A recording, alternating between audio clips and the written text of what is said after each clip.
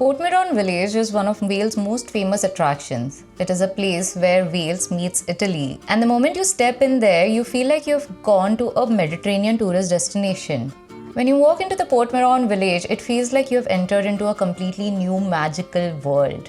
This Italian-style village was created by the architect Sir Clough Williams Ellis in the early part of the 20th century, and it has an absolutely fairy tale-like feel to it. It is located in the heart of Gwynedd, North Wales. On the edge of Snowdonia National Park, situated on a private peninsula, it overlooks the breathtaking coastal scenery of North Wales. A trip to North Wales would feel incomplete without visiting this gem of a place, where architecture and natural beauty live hand in hand. In this video, I will share my experience regarding the visit to this absolutely magical village, and along with that also give you some practical tips regarding how to buy your tickets, what to do about parking, and so much more. So let's get started with this video. The drive to Portmeirion is absolutely beautiful, and we drove down from Clanberis, where we had gone for our Snowdon Mountain Railway experience. If you are also planning to or are interested in knowing more about the Snowdon Mountain Railway, go ahead and check out my video on the same.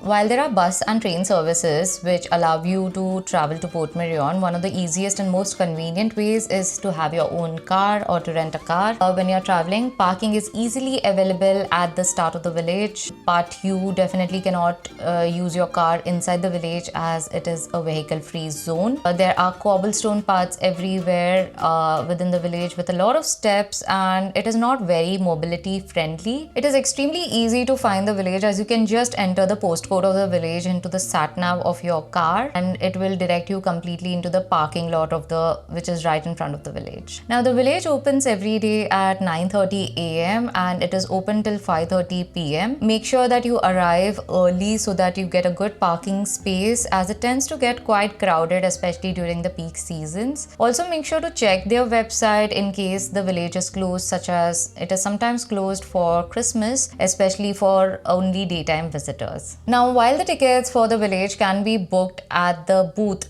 itself, which is there at the start of the village, it is often better to pre-book online because it does tend to have a lot of crowds, especially during the summer months. The website also gives you the option for guided tours, special tickets, event schedules, gift vouchers, especially if you're planning a special visit. Now, the standard admission grants access to village gardens and the coastal walk, with optional extras for special experiences. Now, free entry to Portmeirion village is available with a pre-booked 2-course lunch at Castle Durath or a pre-booked afternoon tea or Sunday lunch at the Hotel Portmeirion. Make sure to check the website and check the details prior to traveling. I will put a link in the description below as well. In 1925, Welsh architect Sir Clough Williams Ellis acquired the site which was to become Portmeirion. He wanted to show how a naturally beautiful location could be developed without spoiling it, and that one could actually enhance the natural background through sympathetic development. There is so much to see and do in Portmeirion that you will be spoiled for choice. Take a stroll through the delightful village with its colorful buildings and a variety of shops and cafes. Or maybe you can spend some time exploring the 70 acres of woodland all around. There are winding pathways, hidden areas, and coastal views. The white sandy beaches of the estuary are the perfect place to soak up some sun and enjoy an ice cream. Or you could take a leisurely stroll along the coastal path towards the end of the peninsula with the dramatic views of Snowdonia Mountains and the coastline. No visit to Portmeirion village would be complete without visiting Amos Reunis. The Amos Reunis was previously used as a houseboat, and the ruins of it can be seen on low tide off the coast of Portmeirion. Clough decided to build a stone boat in homage to the original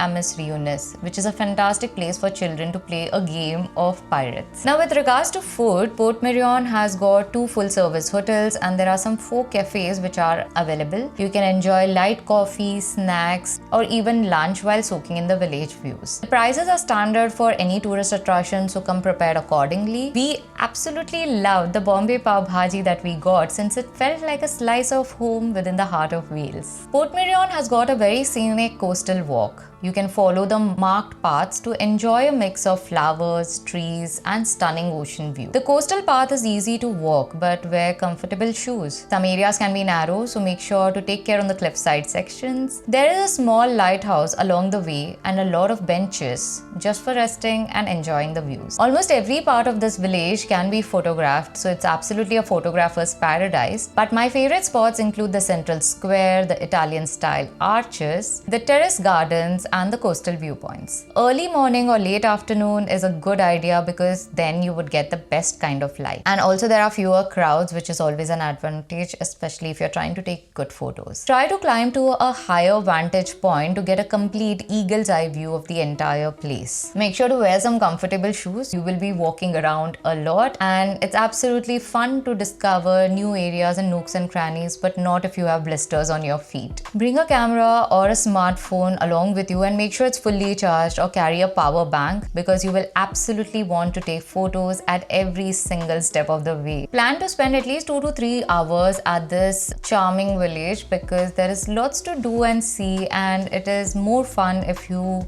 are relaxed and not rushing to some other place altogether. Check the website for any events which are going to happen or for any guided tours which will be available. So cafes and washrooms are available. However, if you plan to walk extensively along the coastal path, it's a good idea to carry a water bottle because we could not find any shops or cafes along the path. So if someone is considering staying at Portmeirion overnight, there are several options available, including the iconic Hotel Portmeirion, which is a 4-star hotel, or you could even stay at the Gothic Castle Dudrit.